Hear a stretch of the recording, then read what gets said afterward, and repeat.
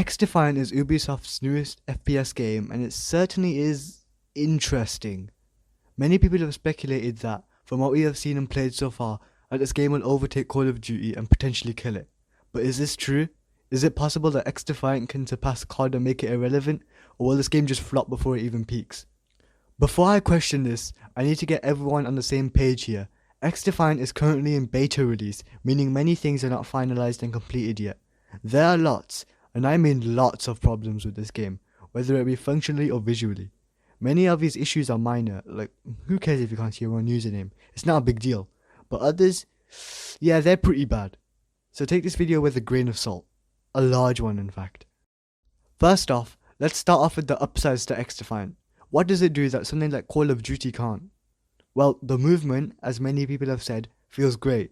It's fluid and creates a skill gap between each player in a match, making the game less about shooting and more about positioning, which I like. Speaking of shooting, there isn't any aim assist in COD. Now whether or not this is a good thing, I'm not too sure, but from what I've seen, people are very torn on the subject. The maps are very nicely made, not only how they play and are laid out, but also just visually, they're very bright and colourful. The weapon selection is diverse and allows for a lot of customization, as well as the addition of 4 classes in the game. Each class allows for a different playstyle, with a special ability that charges up over time.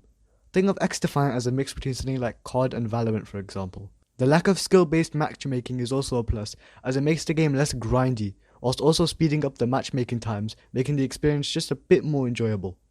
Enough of the upsides though, let's get to the heat, the drama, the rage, and the vents. The downsides even. The balancing between each class just doesn't exist. To be honest, there isn't really a reason not to run Libertad. The rate of healing is absolutely absurd, going from 15 HP all the way to 120 in like half a second. Pair this with overheal and you're basically invincible. Fighting just one of these is pretty bad, so imagine fighting like 5 of them, for a good 3 minutes straight. Yeah, it isn't fun, is it?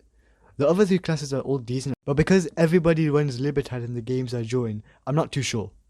Now because this game is a beta release at the time of writing this script, there are bound to be server issues.